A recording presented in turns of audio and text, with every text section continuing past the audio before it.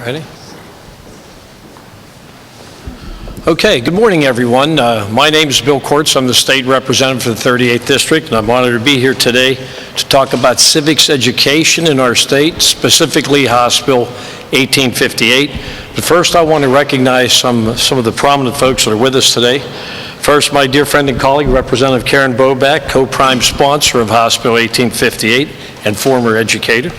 The Honorable Midge Rendell, former First Lady. The State of Pennsylvania, senior status federal appellate judge on the U.S. Court of Appeals for the Third Circuit and chair of the Rendell Center for Civics and Civics Initiative.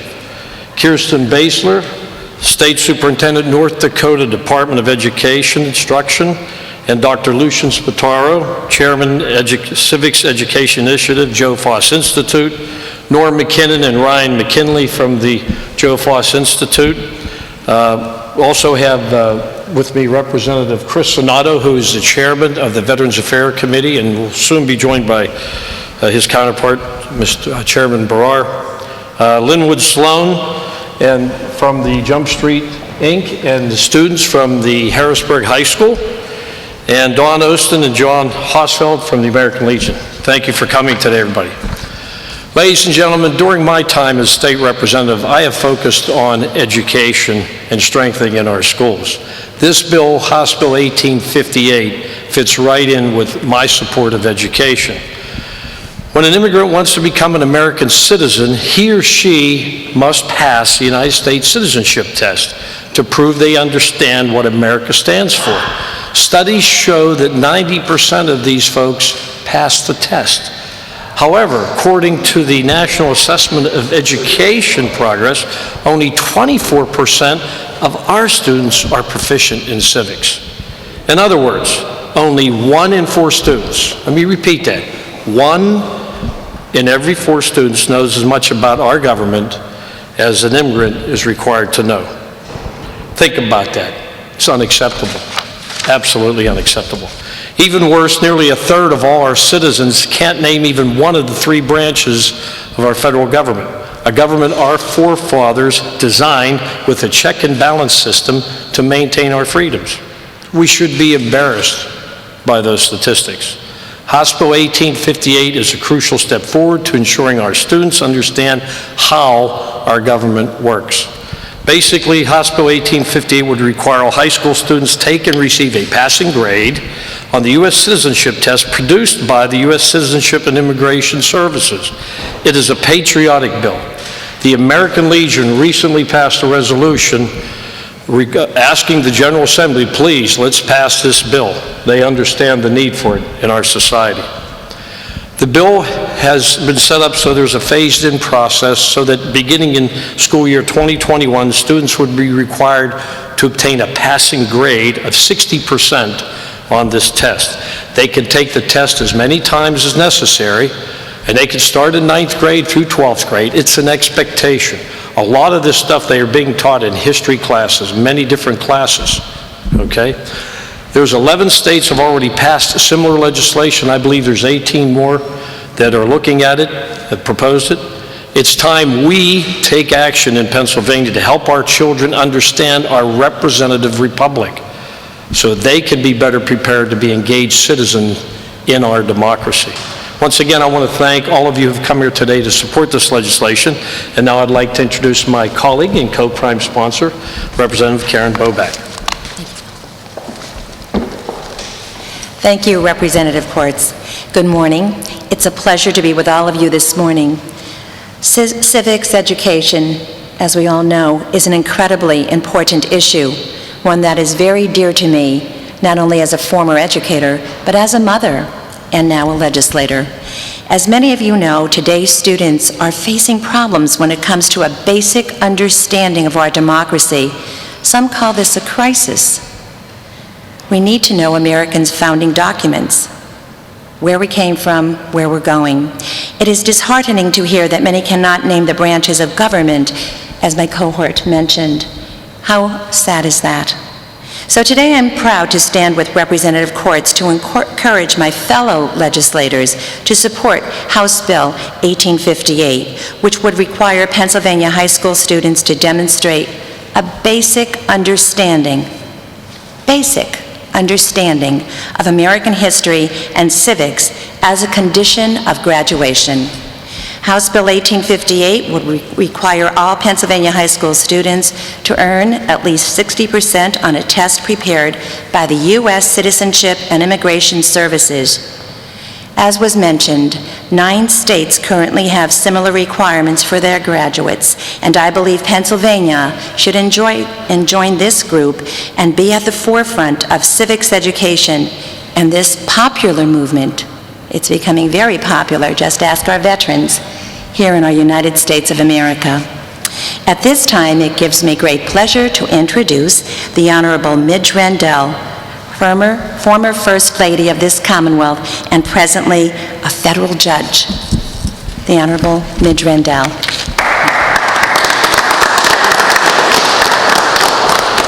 Thank you, Representative Boback. It's fitting we're here in Harrisburg on May 2nd to discuss civics education and House Bill 1858. Law Day is celebrated on May 1st and throughout the month of May.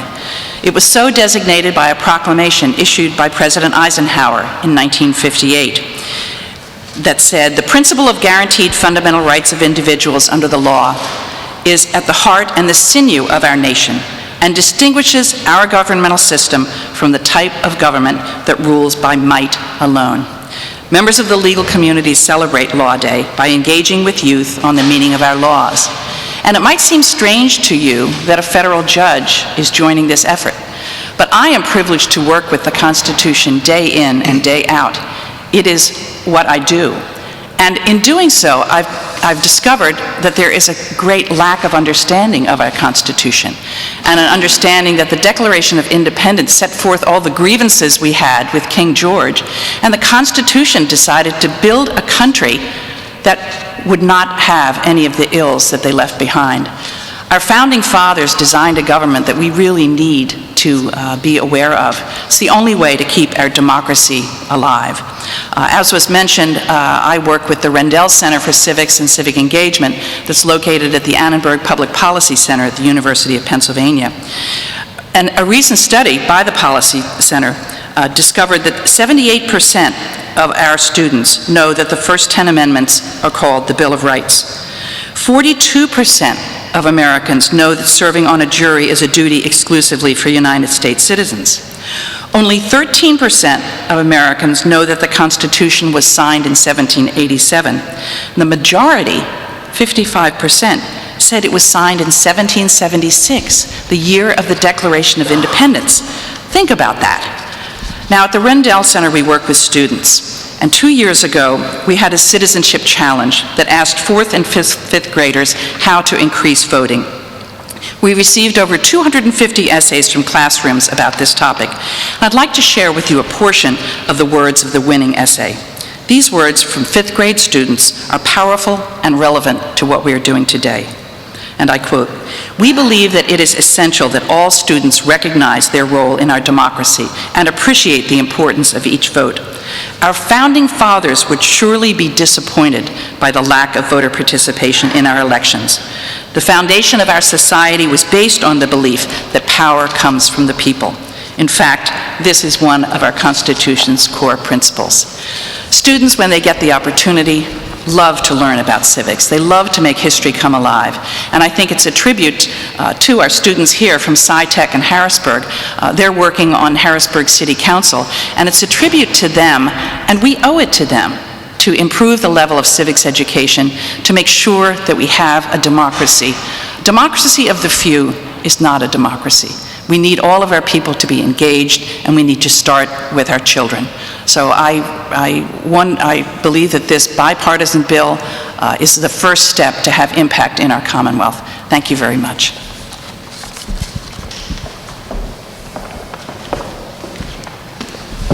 Thank you, Judge. Excellent. Now it gives me great pleasure to introduce Dr. Lucian Spataro. He's the chairman of the Civics Education Institute and part of the Joe Foss Society. Doctor. Thank you very much. I'm excited to be here. My name is Lucian Spataro, and on behalf of the Joe Foss Institute, I want to thank Representative Kortz and Boback as all of their bipartisan co-sponsors for introducing this important legislation. After 30 years of working in education, both as a STEM instructor and as an administrator, I joined the Joe Foss Institute in 2011, where I served as president and CEO until 2014, and continue to serve on the board of directors for the organization today. The Institute is the enduring legacy of the late Joe Foss, a World War II Medal of Honor recipient who founded the Institute in 2001. JFI has since that time served almost 2 million students through its Veteran Inspiring Patriotism program, which recruits and trains veterans to work with kids in classrooms across the country. We bring educational materials, a flag to mount on the wall, the Constitution, the Bill of Rights, and the Declaration of Independence in the classroom for teachers and students to work with. It's an inspiring program that serves veterans and teachers here in Pennsylvania as well. This legislation that we're talking about will address what former Supreme Court Justice Sandra Day O'Connor has often termed the quiet crisis in education, but we truly believe it's the quiet crisis in America. According to the National Assessment of Educational Progress, only 9% of fourth graders can identify Abraham Lincoln on a coin and tell us two things he did that were important.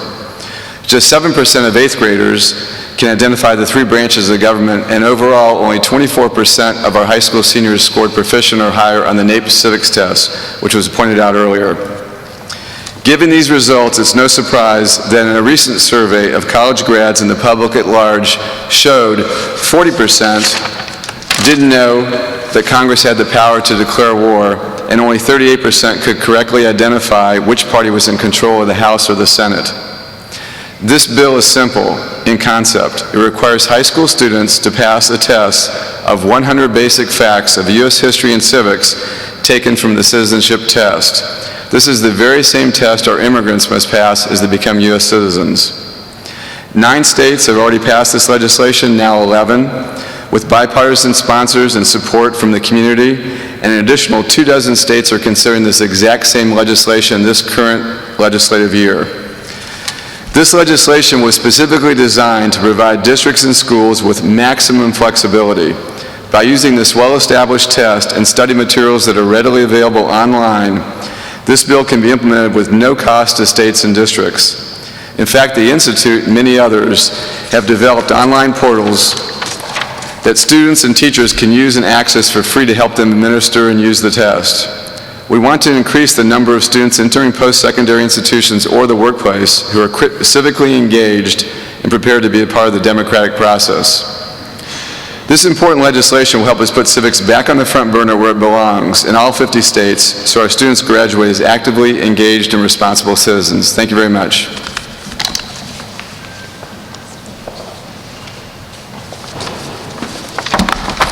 And now I'd like to introduce Kirsten Baszler. She is the State Superintendent, North Dakota Department of Public Instruction. Thank you, Representative Kortz. As Bill said, my name is Kirsten Baszler. I am the North Dakota Superintendent of Public Instruction. In North Dakota, the Superintendent of Education is a statewide elected office. In other words, the Superintendent of Public Instruction answers directly to the voters of our state. I am not appointed by the governor, and North Dakota does not have a Board of Education to oversee elementary and secondary education. So when I was given the opportunity to join in and become part of a bipartisan committee that advocated for our civics bill during our North Dakota legislative session last year, I was pleased to say that I jumped at the chance and was part of the effort that was approved in our House and Senate by overwhelming margins. Our objective in North Dakota in advocating the civics bill was to make sure that our North Dakota students complete high school with a solid understanding of the foundations of our American Republic. We determined that it was our responsibility as a state, as elected officials, to set a standard expectation for our students in this area. Our students take the same civics test as the new immigrants to this country who are applying to become American citizens. Right now, that test has 100 questions. In North Dakota, every member of next year's high school graduating class has to score at least 60% on that test to be eligible to graduate. North Dakota was the second state in this nation to pass the Civics bill, second only by about 48 hours to the home of the Joe Foss Institute of Arizona. But we are the first state to implement this bill. So starting with the class of 2018, each of our students must pass with a 70% completion rate. The reception for this bill among our students and among our teachers has been beyond excellent. I think it's fair to say that it has helped invigorate civics instruction once again in North Dakota. Once again, the foundations of our nation has been placed as a priority in our state. Nothing focuses the minds of students when they know that they must pass a test in order to receive credit. But what is even more important is that our North Dakota teachers have been able to use this exam as a starting point for deeper instruction. Our teachers are using the motivation of this test to engage our students in debates and relevant applications of the foundation of civics content into today's issues. Another reason that this bill has been overwhelmingly supported is because the implementation has been relatively painless and stress-free for our schools, our teachers, and our students. When we developed our North Dakota Civics bill, which is the pattern that Pennsylvania is following, we wanted it to be easy for our schools to blend this requirement into their curriculum. It has never been a state mandate that required more paperwork and staff time. Our schools did not need to develop a civics test or study materials. They are already available. Schools decide the manner and time to administer the test. And our schools don't have to fill out unnecessary paperwork or state reports on how well our tests are going. They don't have to report a student's score on the test or include it in his or her academic record. All they have to do is make sure that our students have a passing score on this civics test sometime during their high school career. When our schools award a diploma to a student, we trust our administrators and our teachers to make certain that the student has met all of the graduation requirements of our state, including this one. That is the key. I have seen firsthand and been told by many North Dakotas and principals that this civics requirement has made our students more interested in the founding of our United States and how our government works. I was very gratified to read a quote from a student in a story in one of our local high school newspapers, the Jamestown Sun newspaper, last month. The student was a freshman at Jamestown High School in North Dakota, and her words were, "It is awesome to learn about my country and about becoming a proper citizen." She said the information on the test was beneficial and something everyone should know. These students are important to our future. They are our next leaders. They are our next city commissioners, our next senators, our next governors. They are curious and interested. It is important that we as adults take the responsibility of making civics education a priority. I want to thank you today for inviting me to the great Commonwealth of Pennsylvania and allowing me to help answer any questions about the implementation of this wonderful civics education initiative. Thank you, Kirsten. Next, I'd like to bring up Danny Osteen. He's with the Department Service Officer of the American Legion, Department of Pennsylvania. Dan? Good morning, and thank you for this opportunity to be here and represent the American Legion. The Pennsylvania American Legion, by way of resolution, gives its strong support to this legislation. Americanism is one of the 4 pillars that the American Legion was originally founded on.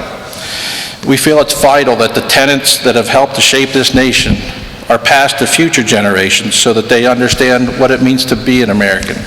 And in the words of Abraham Lincoln, that the government of the people, by the people, and for the people shall not perish from this earth. Thank you. Thank you, Dan. And I'd also like to bring up the chairman of our Veterans Affairs Committee, Representative Chris Sonata.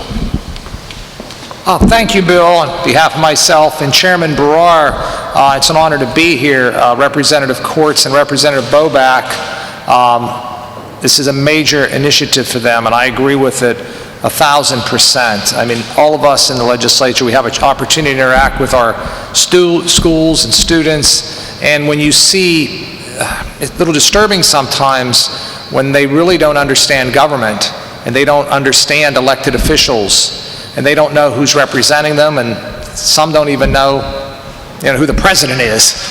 That's very disturbing, and I think this show of bipartisan support here today shows you how important this is.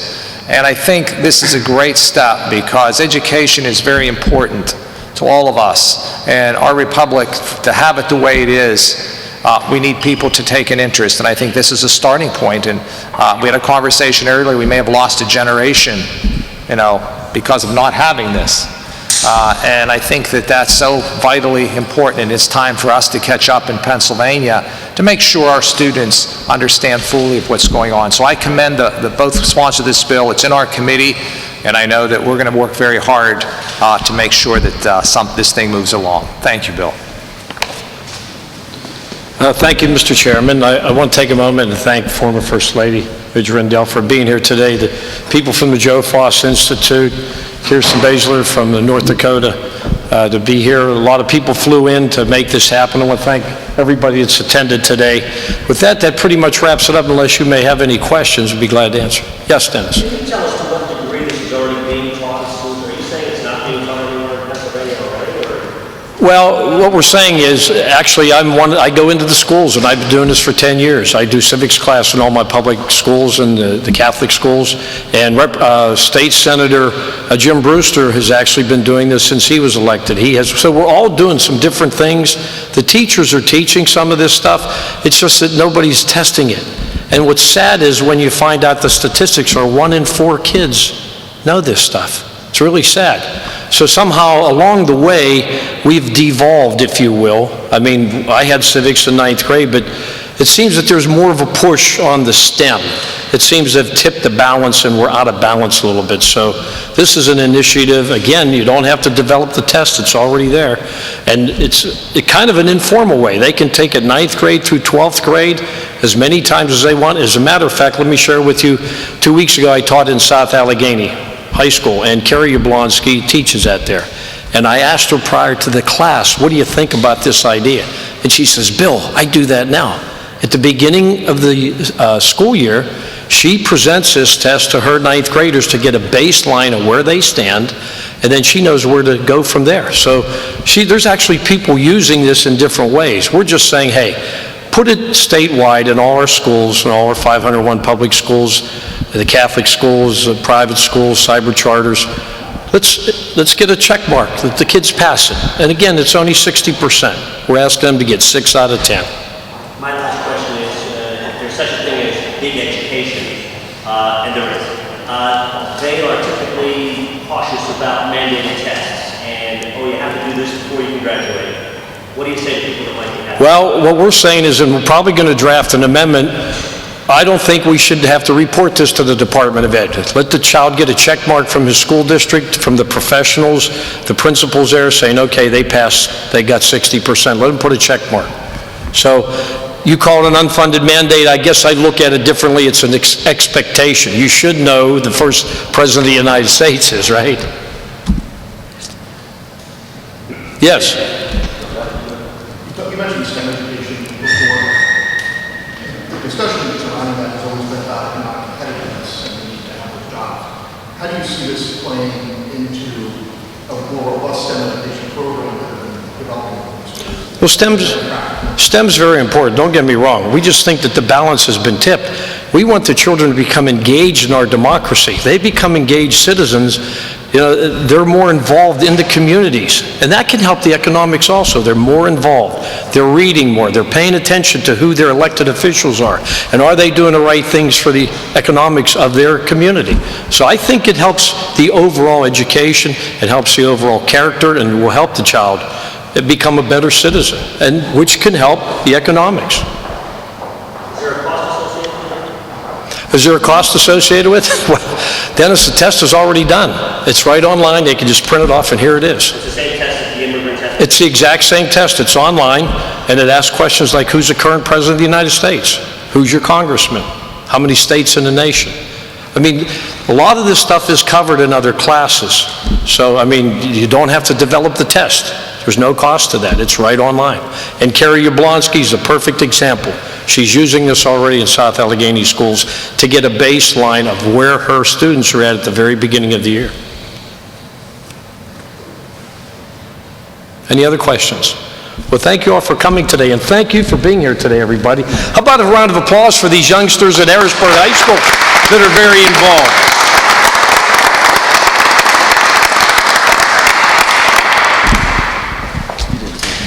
Thank you.